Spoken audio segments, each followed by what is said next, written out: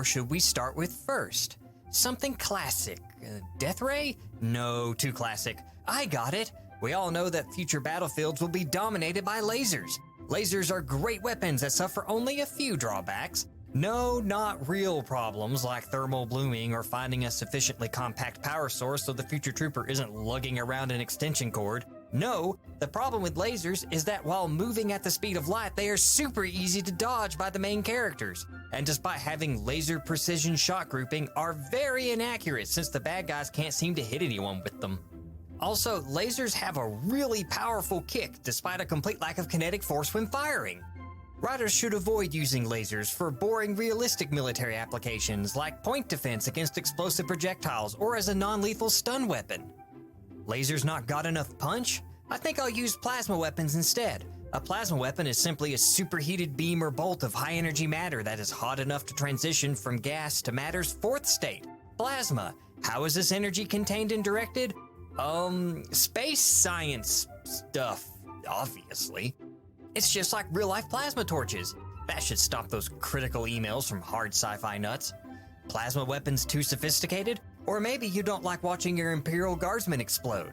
Then why not try some good old-fashioned railguns? Using electromagnetic force to propel projectiles along a rail, hence railgun, is actually a weapon we have in real life. Seriously, the Navy has one. This is great for near-future settings. Unfortunately, near-future settings are also incapable of miniaturization, hence why railguns are relegated to starships only. Infantry and ground vehicles will have to make do with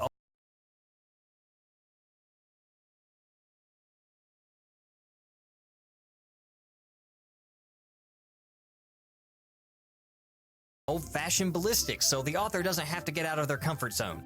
They haven't developed a power source compact enough to power small arms-sized railgun weapons. Just ignore those lasers we're using alongside our ballistic weapons. Their battery's different, okay? We can't have our science fiction weapons get too crazy. Armies of the future should still be shooting conventional missiles at one another, even if point defense technology makes them worthless. We need to keep things understandable for the modern audience. Sometimes our weapon design requires only a subtle touch, like a giant robot. Nothing is more subtle than that. Our giant robot is the ultimate weapon of war, as it has no equals on the battlefield, even as it sinks into the soil thanks to ground pressure. Smaller drones and supporting roles or integrating AI into conventional vehicles won't work because none of those are as cool as a giant robot. What? Those boring tanks with their low profile and sloped armor just trashed my giant robot. How? A single shot sent my giant robot's internal structure collapsing in on itself.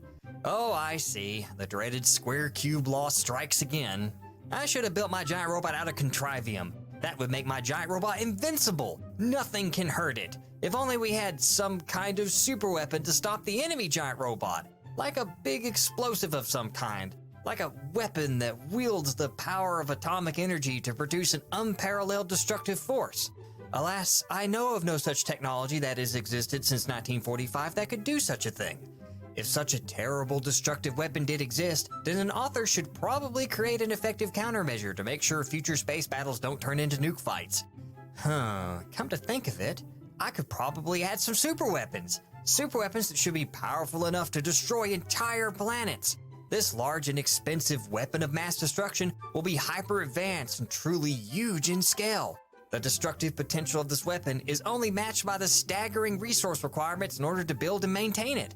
It really is too bad they don't have access to that aforementioned technology from 1945. Nuking a planet from orbit would be a lot cheaper than maintaining a moon-sized space station. Same goes for the rebels, who have to resort to daring space fighter raids to destroy superweapons rather than firing a few nukes at the enemy doom station and calling it a day. Then again, I can't really think of any real-life examples of super expensive military projects that the enemy just finesses their way past. Wait, I think I'm forgetting something. Oh, right. Even though I gave my futuristic military forces weapons, I should also give them some clever tactics as well.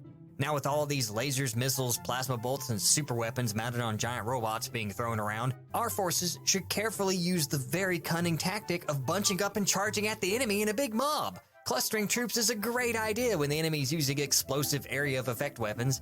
Air support, armored columns and open terrain, combined arms operations, all of that is unneeded. Having both sides formulate a strategy before tactically deploying their forces is dumb, because then the heroes can't swoop in at the last minute and single-handedly turn the tide of battle. Bonus points if the hero uses a science fiction-themed sword in a setting with primarily ranged weapons.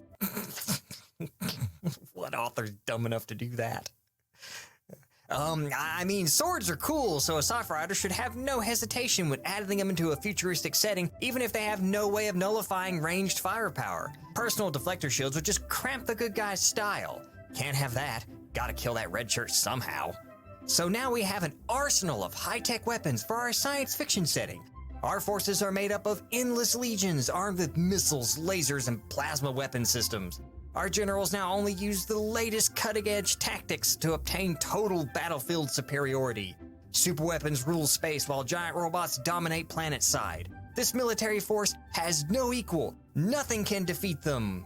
Well, except for alien primitives armed with sticks and stones. Can't bomb them into the Stone Age because they are already there. Even though high-tech armies are maintained by logistical networks that allow for combat on a planetary scale, they will still lose outright to freaking tiny tribes of cavemen that haven't even made their first wheel. I guess sheer pluck gives them the knowledge on how to effectively wage a guerrilla war against an enemy that outnumbers them in the billions. Unfortunately, high-tech weapon systems and futuristic armies are simply no match against primitive alien tribes armed with nothing more than their quick wits, some cool alien monsters, and a few trusty stone tools. Better luck next time, military-industrial complex. You said I would do all of your sponsored reads. I am altering the deal. Pray I don't alter it any further. Hey, that's a pretty good line, actually. I think I'll save that one for later. No! Always have reverb for something. None of that matters now, pathetic love triangle man. All of this channel's sponsors are now mine, including today's. I shall possess the power of Audible. We simply allow you to think that, all according to plan. Oh great, it's you ancient conspiracy guys again. I see you have returned to haunt me. I'm not a ghost. This is a hologram. We used them to fake the moon when the astronauts landed on it. Those fools were none the wiser. Didn't the last of you die by my hand? We got better. More importantly, I see you have another sponsor lined up. My sponsor? Do you even know what Audible is? Of course I know what an of course I know what it is. Clearly you could use some real-time intel. As it turns out, my organization possesses the information you require. 80-20 split. 50-50. 70-30. Done. Excellent. Now what's an Audible? Easy. Audible is... hang on a minute. Hey guys, anyone know what Audible is? Is it anything like a Walkman or Betamax? Okay, Grandpa. Stop calling me Grandpa and just answer the question. Let me put you on hold for a moment. Sometime later. Okay, we abducted some schmo off.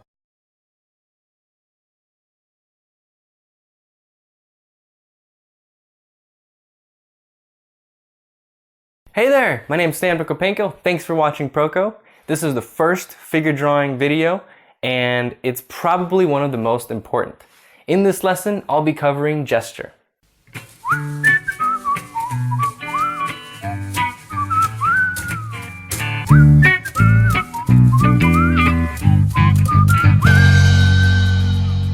What the butt munch is gesture anyway?